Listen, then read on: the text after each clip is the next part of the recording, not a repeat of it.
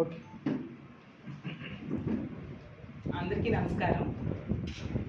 ముందుగా అందరికీ ఇక్కడికి వచ్చిన మీడియా సోదరులందరికీ, రాష్ట్ర ప్రజలకు కృష్ణాష్టమి శుభాకాంక్షలు తెలియజేస్తూ ఉన్నాను. మనం చూసాం మొన్న అచ్యుతాపురం సెజ్లో ఎసెన్షియా ఫార్మా కంపెనీలో ఒక దుర్ఘటన జరిగింది. ఆ సంఘటన మీద ఈ రాష్ట్ర ప్రభుత్వం అలాగే పాయకరావుపేట ఎమ్మెల్యే గారు అబద్ధాలు చెప్తూ ఉన్నారు. వాటిని ఖండించడం కోసం మీ ముందుకు రావడం జరిగింది. ఆ ఫార్మా కంపెనీలో జరిగిన దారుణం నిజంగా చాలా దురదృష్టకరం. 17 మంది చనిపోయారు, 41 మందికి గాయాలయ్యాయి. గతంలో ఎన్నో ప్రమాదాలు జరిగినా కూడా ఎప్పుడూ జరగనటువంటి విషాదం చోటు చేసుకుంది. కానీ ఈ విషాదంలో ఆ బాధితుడికి ప్రాణాలు కాపాడడంలో కానీ, అలాగే క్షతగాత్రుల్ని అంబులెన్స్లో తీసుకెళ్లడంలో కానీ, ఆ కంపెనీ యాజమాన్యం మీద చర్యలు తీసుకోవడంలో కానీ ఈ రాష్ట్ర ప్రభుత్వం పూర్తిగా విఫలమైంది. అలాగే తీసుకుంటే చంద్రబాబు నాయుడు గారైనా, మంత్రులైనా, స్థానిక మంత్రి అయినా, అలాగే ఎంపీ ఎమ్మెల్యేలు అందరూ కూడా వాళ్ళకి అండగా నిలబడడంలో విఫలమయ్యారు.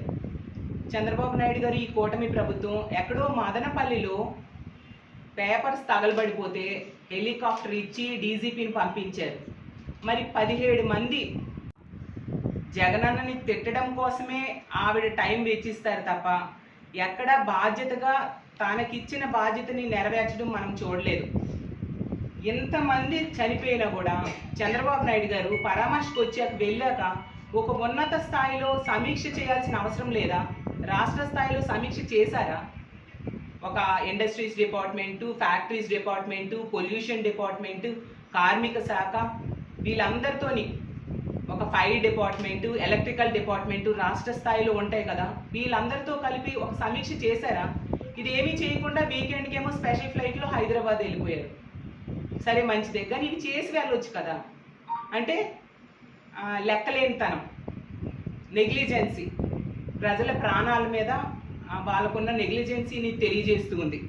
అలాగే తీసుకుంటే వీళ్ళేమో వాళ్ళు బాధ్యత నెరవేర్చడంలో ఘోరంగా విఫలమయ్యి మళ్ళీ తిరిగి గత ప్రభుత్వం మీద, మా జగనన్న మీద బురద జల్లడానికి ప్రయత్నిస్తూ ఉన్నారు. దాన్ని చూసి ప్రజలు అసహించుకుంటూ ఉన్నారు. పాయకరావుపేట ఎమ్మెల్యే గారు అయితే మరీ దారుణంగా మాజీ ముఖ్యమంత్రి గారిని పట్టుకొని చాలా చులకనగా మాట్లాడుతూ ఉన్నారు. అసలు ఆవిడ అలా తిట్టినంత మాత్రాన జగన్ గారికి ఉన్న విలువ ఏమాత్రం తగ్గదు. ఆకాశం మీద ఉమ్మేస్తే మన మీదే పడుతుంది. అసలు అనిత గారికి నేను ఒకటే అడుగుతూ ఉన్నాను, అమ్మ మీరు వాడుతున్న భాష, మీరు మాట్లాడుతున్న మాటలు ఈ సభ్య సమాజం వింటే ఏమనుకుంటుంది? రాష్ట్రంలో ఉన్న తల్లిదండ్రులు ఏంటి ఈవిడ ఎలాంటి భాష మాట్లాడుతున్నారు, మా పిల్లలు ఇది నేర్చుకుంటారేమో అని భయపడుతూ ఉన్నారు మీ భాష చూసి. అందరి వరకు ఎందుకు మీ పిల్లలు అడగరా, అమ్మ ఏంటి ఎలాంటి భాష మాట్లాడుతున్నావు అనేసి? రేపొద్దున పిల్లలు అదే భాష మాట్లాడితే తప్పు అని మీరు చెప్పగలరా? చెప్తే అమ్మ నువ్వు మాట్లాడిన మాటలే కదా మేము మాట్లాడుతున్నామని అనరా? ఇదేనా మీరు ఫ్యూచర్ జనరేషన్స్కి ఇస్తున్న సందేశం అని నేను అడుగుతూ ఉన్నాను. అలాగే తీసుకుంటే సీఎం గారిని పట్టుకొని, అరే నువ్వు సీఎం ఏంటి, సీఎంనే కదా మనోడు ఏంటది? అసలు ఆ సంబోధన ఏంటి, ఆ సంస్కారమా ఏంటి? ఎంత సంస్కారహీనంగా మీరు బిహేవ్ చేస్తున్నారు. ఇది నిజంగా చాలా దురదృష్టకరం. ఒక మహిళ అయ్యుండి ఇలాంటి మాటలు మాట్లాడడం మహిళా లోకానికే సిగ్గుచేటు. మీ ముందు హోమ్ మినిస్టర్గా ఎంతోమంది చేశారు, అలాగే రకరకాల మంత్రి పదవులు చాలామంది చేశారు, చీఫ్ మినిస్టర్స్ చేశారు, అలాగే ఎమ్మెల్యేలుగా, ఎంపీలుగా చాలామంది ప్రజాప్రతినిధులుగా ఉన్నారు. కానీ ఎవ్వరూ కూడా ఎంత దారుణమైన భాష, ఎంత సంస్కారహీనంగా మాట్లాడిన సంఘటనలు మనం చూడలేదు. ఏదో ఇలాంటి మాట్లాడితే గొప్ప వస్తుంది అనుకుంటున్నారేమో కానీ మీ హోందాతనం మీరు కోల్పోతారు, ప్రజల దగ్గర మీరు చులకనైపోతారు అనే విషయం మీరు గుర్తించాల్సిందిగా తెలియజేస్తూ ఉన్నాను. అలాగే మీ అందరికి ఒక అనుమానం రావచ్చు, ఏంటి అనిత గారిని పాయకరావుపేట ఎమ్మెల్యే అంటూ ఉన్నారు అనేసి. ఎందుకు అంటూ ఉన్నానంటే ఆవిడ ప్రోటోకాల్ ప్రకారం హోమ్ మినిస్టర్ తప్ప హోమ్ మినిస్టర్గా బాధ్యతలు అస్సలు నెరవేర్చట్లేదు. హోమ్ మినిస్టర్గా విఫలమయ్యారు. ఒక అసమర్థ హోమ్ మినిస్టర్. ఆవిడ ఎంతసేపు కూడా జగనన్నను తిట్టడం కోసమే ఆ పదవి ఇచ్చినట్టుగా బిహేవ్ చేస్తున్నారు తప్ప తను తన బాధ్యతలు నెరవేర్చాలి అనే విషయం ఆవిడ ఏమాత్రం కూడా గుర్తెరగట్లేని పరిస్థితి మనం చూస్తూ ఉన్నాం. ఈ అచ్యుతాపురం సెజ్ సంఘటన అయినప్పుడు కూడా ఈవిడ 2 గంటలకు జరిగితే మనం చూసాం. ఆ రోజు సెక్రటేరియట్లోనే ఉన్నారు. అప్పుడు చంద్రబాబు నాయుడు గారు ఉన్నారు, డీజీపీ గారు ఉన్నారు. మరి వెంటనే ఎందుకు స్పందించలేదు ఈవిడ? 4 గంటలకి జగనన్నను తిట్టడానికి ప్రెస్ మీట్ పెట్టారు. జగనన్నను ఎప్పుడైనా తిట్టుకోవచ్చు, మీ పని ఎప్పుడు జగనన్నను తిట్టడమే కదా. మరి ఆ ప్రెస్ మీట్లో ఈ సంఘటన కోసం స్పందించలేదు ఎందుకు? అంటే నెగ్లిజెన్సీ. ఇలాంటి సమస్యల మీద మీకు ఇంపార్టెన్స్ లేదు, కానీ ఎంతసేపు జగనన్నని తిట్టడం మీదే మీ కాన్సన్ట్రేషన్ కనిపిస్తూ ఉంది. అలాగే తీసుకుంటే ముచ్చిమరి సంఘటన జరిగింది. 50 రోజులైంది, కనీసం పరామర్శకి వెళ్ళలేదు. ఒక చిన్నారి బాలికని హత్య చేసి బాడీ దొరకకుండా చేస్తే కనీసం 50 రోజులైనా పరామర్శకి వెళ్ళలేదు సరికదా. ఆ బాడీని ఈ రోజు కూడా వెతికి పట్టి ఇవ్వలేని చేతకాని హోమ్ మినిస్టర్ మీరు. అలాగే తీసుకుంటే మీ కాన్స్టిట్యున్సీలో, మీ పక్క కాన్స్టిట్యున్సీలో ఎంతో మంది ఆడపిల్లల మీద అత్యాచారాలు, హత్యలు, దాడులు జరిగాయి. మీరు కనీసం రెస్పాండ్ అయ్యారా? కనీసం వాళ్ళకి పరామర్శ చేశారా? వాళ్ళకి ఏమైనా కాంపన్సేషన్ ఇచ్చారా? ఆ రాంబల్లి సంఘటన తీసుకుంటే ఆ పాప మృతదేహం అక్కడ ఎన్టీఆర్ హాస్పిటల్లో ఉంటే దగ్గరలో సన్మానానికి వెళ్ళారు తప్ప ఆ కుటుంబానికి పరామర్శ చేయలేదే, కనీసం కాంపన్సేషన్ ఇవ్వలేదే. ఇంత బాధ్యతారాహిత్యంగా వ్యవహరిస్తూ ఉన్న మిమ్మల్ని పాయకరావుపేట ఎమ్మెల్యే అంటమే సమంజసమని నేను భావిస్తూ ఉన్నాను. అలాగే ప్రెస్ మీట్ పెట్టారు 4 గంటలకి, అందులో ఏమీ మాట్లాడలేదు. తరువాతైనా అధికారులను ఆదేశించి హొటాహుటిగా బయలుదేరాలి కదా ఈ అచ్యుతాపురం సెజ్ సంఘటన కోసం. అసలు ఏం జరిగింది, వాళ్ళని ఏ విధంగా ఆదుకోవాలని. కనీసం వందే భారత్లో 7 గంటలకు బయలుదేరినా 11:30కు చేరిపోతారు. అవి ఏమీ లేకుండా తీరుబడిగా 9 గంటలకు బయలుదేరి 2:30కో ఎంతకు వచ్చారు. అది మీ ప్రభుత్వం తాలూకా బాధ్యతారాహిత్యం. మరి ఇలాంటి బాధ్యత లేని హోమ్ మినిస్టర్ని ఏమని పిలవాలి? పాయకరావుపేట ఎమ్మెల్యేగానే పిలవాల్సిన పరిస్థితి. అలాగే తీసుకుంటే ఆమె అంటారు ఎల్జీ పాలిమర్ సంఘటన జరిగినప్పుడట జగనన్న ఫ్యాక్టరీ దగ్గరికి వచ్చారా అనేసి. ఎంత అజ్ఞానంతో ఆవిడ మాట్లాడుతున్నారో మనం అర్థం చేసుకోవచ్చు. అసలు ఆ సంఘటన జరిగినప్పుడు కొన్ని కిలోమీటర్ల మేర విషవాయువులు వ్యాపించాయని స్థానికులందరూ ఊళ్ళే ఖాళీ చేసి వెళ్ళిపోయారు. అలాంటి ప్లేస్కి చీఫ్ మినిస్టర్ గారు ఎలా వెళ్తారు? కేవలం 6 గంటల్లో జగనన్న ముఖ్యమంత్రిగా విశాఖపట్నం వచ్చి బాధితులు పరామర్శించారు. మరి ఆ ఎల్జీ పాలిమర్ సంఘటన జరిగినప్పుడు మీ నాయకుడైన చంద్రబాబు నాయుడు గారు ఉన్నారు. అప్పుడు ఎక్కడున్నారు? అసలు ఈ రాష్ట్రంలో ఉన్నారా? ఏ విధంగా స్పందించారు? జూమ్లో స్పందించారు. అసలు పరామర్శకైనా వచ్చారా? మీరా మా నాయకుడైన జగనన్న కోసం మాట్లాడతారు? అసలు కాంపన్సేషన్ తీసుకుంటే వెంటనే 6 గంటల లోపే జగనన్న అక్కడికి పరామర్శకు రావడమే కాకుండా విశాఖపట్నం వాళ్ళకి బాధితులకు పరామర్శ చేసి అసలు ఈ రాష్ట్ర చరిత్రలో ఎన్నడూ లేనట్టుగా ₹1 కోటి కాంపన్సేషన్ ప్రకటించడం జరిగింది. దేశవ్యాప్తంగా అందరూ ప్రశంసించారు. అసలు మానవత్వంతో జగనన్న ఇంత బాగా స్పందించారు ఈ ముఖ్యమంత్రి అనేసి ఆ రోజు జగనన్నకి దేశవ్యాప్తంగా ప్రశంసలు అందుకున్నారు. మరి చంద్రబాబు నాయుడు గారు తీసుకుంటే 2వ రోజు వచ్చారు సరికదా. 14 ఏళ్ళు గతంలో ముఖ్యమంత్రిగా చేశారు. ఎన్నో ఇలాంటి యాక్సిడెంట్స్ జరిగాయి. ఎప్పుడైనా ఎంత కాంపన్సేషన్ మీ చంద్రబాబు నాయుడు గారు ఇచ్చారా? ఎందుకు? ఆ రోజు పుష్కరాల ఘటన జరిగింది. అప్పుడు 29 మంది తొక్కిసలాట్లో ఈ చంద్రబాబు నాయుడు గారి ఆ రోజు షూటింగ్లో చనిపోయారు.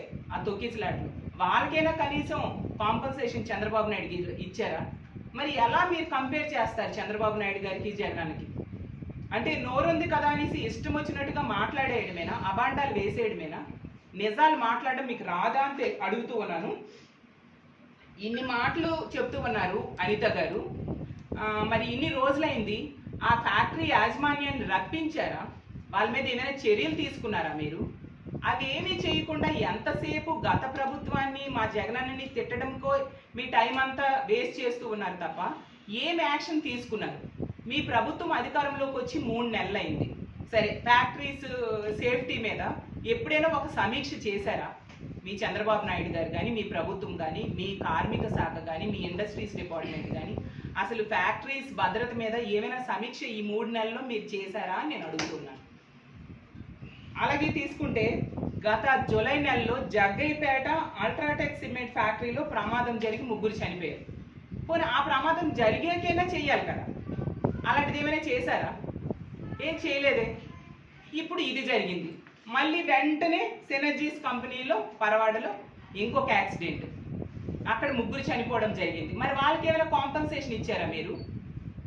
ఎల్జీ పాలిమర్స్లో జగనన్న ఇచ్చాడు, ఇప్పుడేమో ఈ కంపెనీలో తీసుకుంటే ఎసెన్షియా కంపెనీలో జగనన్న అక్కడికి వచ్చాడు కాబట్టి వెంటనే జగనన్న వస్తున్నాడు అని తెలిసి గబగబా ప్రకటించేశారు ₹1 కోటి. మరి ఈ సినర్జీస్ కంపెనీ బాధితులు చనిపోయారు, వాళ్ళేం పాపం చేశారు? వాళ్ళకి ఎందుకు మీరు ఏమి ఇవ్వలేదు? వాళ్ళకి ఇవ్వాలి కదా ₹1 కోటి. అలాగే తీసుకుంటే ఈ ఎసెన్షియా కంపెనీలో చనిపోయిన బాధితుల మృతదేహాలకి రెండో రోజు మా నాయకులైన బొత్స గారు, మా మిగతా నాయకులు చూడడానికి వెళ్ళారు. మీరు అంతవరకు వెళ్ళలేదే. ఇదేనా మీ బాధ్యత? మీరు చేయాల్సిన పని ఇదేనా?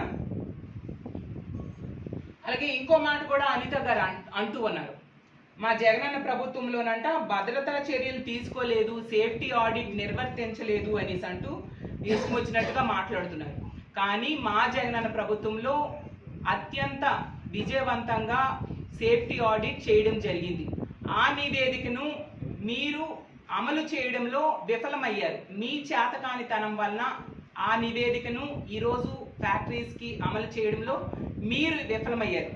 అది విఫలమయ్యి మళ్ళీ మా మీద, మా ప్రభుత్వం మీద బురద జల్లడం నిజంగా విడ్డూరంగా ఉందని ప్రజలందరూ నవ్వుకుంటూ ఉండే పరిస్థితి కనిపిస్తూ ఉంది. అలాగే పాయకరావుపేట ఎమ్మెల్యే గారు, మీకు ఒకటి చెప్తున్నాను, మీకు కొన్ని వాస్తవాలు జగనన్న ప్రభుత్వంలో ఫ్యాక్టరీస్ సేఫ్టీ కోసం ఎలాంటి యాక్షన్ తీసుకున్నారు అనేది మీకు తెలియజేస్తాను. ఫస్ట్ నుంచి తీసుకుంటే ఇప్పుడే చెప్పినట్టుగా ఈ రాష్ట్ర చరిత్రలో ఏ ముఖ్యమంత్రి ఇవ్వనట్టుగా ₹1 కోటి ఇవ్వడమే కాకుండా ఆ సంఘటనని ఎంతో మానవత్వంతో వాళ్ళకి ఆదుకోవడానికి జగనన్న ఎంతగానో ప్రయత్నించి కేవలం 6 గంటల్లోనే ముఖ్యమంత్రి వచ్చేసారంటే ఎంతగా వాళ్ళని ఆదుకోవడానికి జగనన్న తాపత్రయపడ్డారో మనం అర్థం చేసుకోవచ్చు. అలాగే తీసుకుంటే ఎల్జీ పాలిమర్స్ ఘటన జరిగాక ఉన్నతాధికారులు ఇచ్చిన నివేదికను వెంటనే సేఫ్టీ ఆడిట్ నిర్వర్తించాలని పరిశ్రమల శాఖకు ఆదేశాలు జారీ చేయడం జరిగింది. అలాగే తీసుకుంటే ఈ ఆడిట్ పరిశ్రమల శాఖ, అలాగే pollution control board, factories department, కార్మిక శాఖ వీళ్ళందరూ కూడా ఆడిట్ చేయడం జరిగింది ఎల్జీ పాలిమర్స్ సంఘటన జరిగిన వెంటనే. ఆ తర్వాత ఎందుకు ఈ ఎసెన్షియా కంపెనీ, మొన్న యాక్సిడెంట్ జరిగిన ఎసెన్షియా కంపెనీలో కూడా 2020వ సంవత్సరం సెప్టెంబర్ 16న సేఫ్టీ ఆడిట్ జరిగింది. అలాగే థర్డ్ పార్టీ ఏజెన్సీ ద్వారా ప్రతి ఫ్యాక్టరీకి కూడా సేఫ్టీ ఆడిట్లు నిర్వర్తించాలని గవర్నమెంట్ ఏకంగా SOP ఇచ్చింది. అంత బాధ్యతగా వ్యవహరించింది మా ప్రభుత్వం. అలాగే దీని ప్రకారం ఇదే ఎసెన్షియా కంపెనీ 2021-23లో కూడా సేఫ్టీ ఆడిట్ థర్డ్ పార్టీ ద్వారా చేయించడం జరిగింది.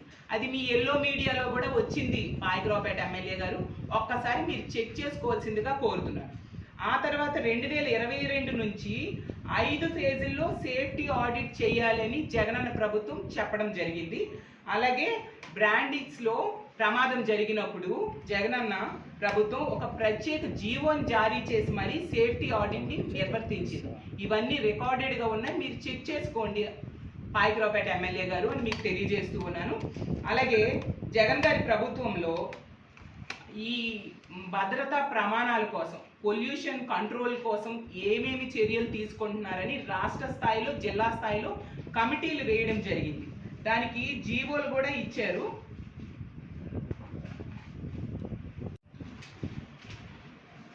జీవోలు కూడా ఇవ్వడం జరిగింది. అందులో రాష్ట్ర స్థాయి కమిటీలో AP pollution control board member secretary, అలాగే director of factories, commissioner of labour, పరిశ్రమల శాఖ కమిషనరు వీళ్ళందరూ కూడా సభ్యులుగా ఉండడం జరిగింది.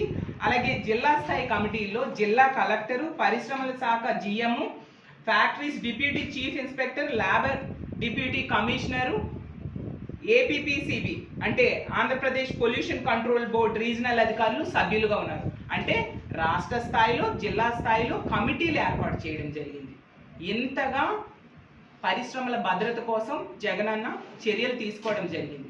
ఇవన్నీ కూడా రికార్డెడ్గా ఉన్నాయి. అలాగే తీసుకుంటే ఆ జీవో ఇచ్చి వదిలేయలేదు జగనన్న. సమీక్ష చేయడమే కాకుండా తనిఖీలు నిర్వర్తించి 5 ఫేజుల్లో ఇవన్నీ అమలయ్యేట్టుగా చర్యలు తీసుకోవడం జరిగింది. అసలు నిజం చెప్పాలంటే ఇప్పుడు చీఫ్ సెక్రటరీగా ఉన్న నీరబ్ కుమార్ ప్రసాద్ గారు ఆ రోజు అటవీ పర్యావరణ శాఖ స్పెషల్ సిఎస్గా ఉన్నారు. అతనే సెప్టెంబర్ 16న మరో మెమో ఇచ్చారు. అంటే రెడ్ కేటగిరీ పరిశ్రమలతో పాటు మిగతా పరిశ్రమల్లో కూడా ఈ భద్రతా ప్రమాణాలు, కాలుష్య నివారణ కోసం ఏంటి తనిఖీలు నిర్వర్తించాలి అనే దాని మీద ఒక మెమో ఇవ్వడం జరిగింది. 3 నెలల్లో ఆ తనిఖీలు నిర్వర్తించి నివేదికలు అందజేయాలని చెప్పి ఇదే నీరబ్ కుమార్ ప్రసాద్ గారు ఇచ్చిన జీవోలో ఉంది. అలాగే పరిశ్రమల్లో సేఫ్టీ ఆడిట్లు నిర్వర్తించి వాటి కాంప్లియన్స్ నివేదికలు కూడా తెప్పించుకోవడం జరిగింది. ఎంత చక్కగా ప్రమాదాల నివారణ కోసం జగనన్న ప్రభుత్వం ఆ రోజు చర్యలు చేపట్టడం జరిగింది. ఇవన్నీ మీరు తెలుసుకోవాలంటే ఈ నీరబ్ కుమార్ ప్రసాద్ గారు ఇప్పుడు చీఫ్ సెక్రటరీగా ఉన్నారు. అతన్ని అడిగి తెలుసుకోండి. అతను ఆ రోజు అక్కడ వర్క్ చేశారు. అతన్ని అడిగి తెలుసుకోండి. అలాగే తీసుకుంటే మొన్న చంద్రబాబు నాయుడు గారు వచ్చారు మన విశాఖపట్నం వచ్చి ఎంతసేపు కూడా ఈ జరిగిన దుర్ఘటన అంతా కూడా జగనన్న ప్రభుత్వం మీద నెట్టేయడానికే తాపత్రయపడ్డారు తప్ప ఏమి చర్యలు తీసుకోవాలి అనే దాని మీద కాన్సన్ట్రేషన్ లేదు. అసలు చంద్రబాబు నాయుడు గారి అతను ముఖ్యమంత్రిగా 14 ఏళ్ళు గతంలో చేశారు. ఇలాంటి సంఘటనలు జరగలేదా? ఎందుకు పరవాడ ఫార్మాసిటీలోనే 24 యాక్సిడెంట్స్ జరిగితే 21 మంది చనిపోయారు 2014 నుంచి 19 మధ్య.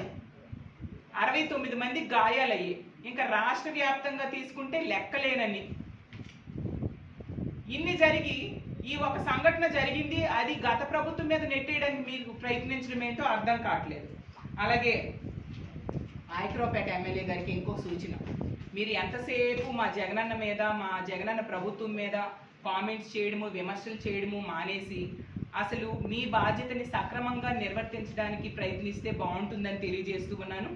ఇప్పుడు ముచ్చుమర్రి సంఘటన అయ్యింది. ఆ సంఘటనలో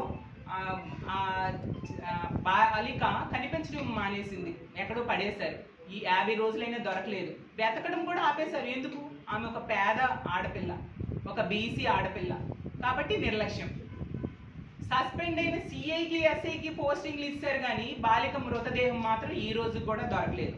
అది ఈ ప్రభుత్వం తాలూకా బాధ్యత. అలాగే తీసుకుంటే మొన్న కలకత్తాలో సంఘటన జరిగింది ఒక డాక్టర్, లేడీ డాక్టర్ మీద. అది చాలా దురదృష్టకరం. అలాంటి సంఘటనలు ఈ ఆంధ్రప్రదేశ్ రాష్ట్రంలో తీసుకుంటే 2 రోజులకు ఒకటి జరుగుతూ ఉంది. ఎందుకు? ఈ పాయకరావుపేట ఎమ్మెల్యే గారు మన జూనియర్ డాక్టర్లు ధర్నాకి మద్దతు తెలియజేస్తూ వెళ్ళారు, ఫోటోలు దిగారు, చాలా సంతోషం. కానీ ఏం చర్యలు తీసుకున్నారు?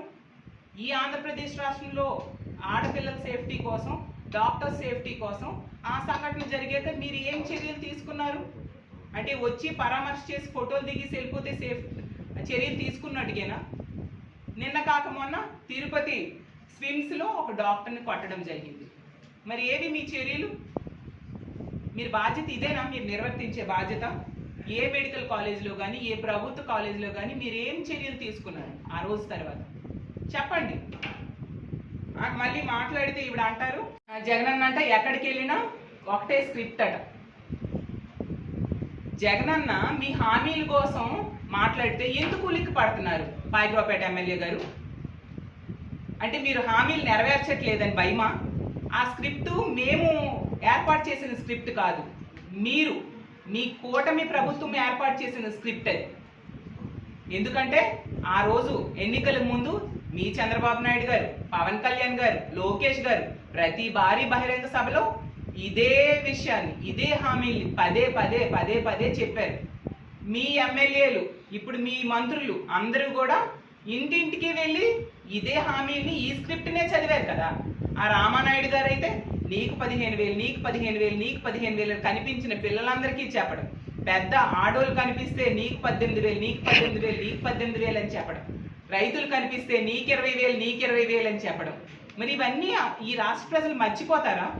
ఆ విషయాన్ని రిమైండ్ చేస్తే మీకు ఉలికిపాటు ఎందుకు? దానికి సమాధానం చెప్పడం మానేసి మీరు స్క్రిప్ట్ అనడం ఏంటి? ఆ స్క్రిప్ట్ ఇచ్చిందే మీరు. మీ స్క్రిప్ట్నే ఒకసారి జగనన్న రిమైండ్ చేశారు, మేమైనా రిమైండ్ చేస్తాం. మీకు నిజాయితీ ఉంటే ఎప్పుడు ఆ స్క్రిప్టులో ఉన్న అంశాలని మీ హామీల్ని నెరవేరుస్తారో చెప్పండి. అది మానేసి ఏంటి ఈ విమర్శలు? ఎప్పటికైనా నేను తెలియజేసేది ఏంటంటే, మీరు ఎంతసేపు కూడా ఆత్మస్తుతి పరనింద అన్న ప్రకారం వెళ్తున్నారు తప్ప బాధ్యతల మీద దృష్టి పెట్టట్లేదు. మీకు ఓట్లేసి ప్రజలు గెలిపించారు కాబట్టి వాళ్ళకి న్యాయం చేయడం కోసం, ఈ రాష్ట్ర ప్రజలకు న్యాయం చేయడం కోసం పని చేయండి. మా జగనన్న మీద, మా ప్రభుత్వం మీద విమర్శలు ఆపి ఇక ముందు మీ ప్రభుత్వం ఏం చేస్తుంది అనే దాని మీద మాట్లాడితే బాగుంటుంది. లేకపోతే ప్రజల్లో మీరే చులకనైపోతారు. ప్రజలు తగిన సమయంలో బుద్ధి చెప్పడానికి సిద్ధంగా ఉంటారనే విషయం మర్చిపోవద్దు పాయకరావుపేట ఎమ్మెల్యే గారని తెలియజేసుకుంటూ సెలవు తీసుకుంటారు.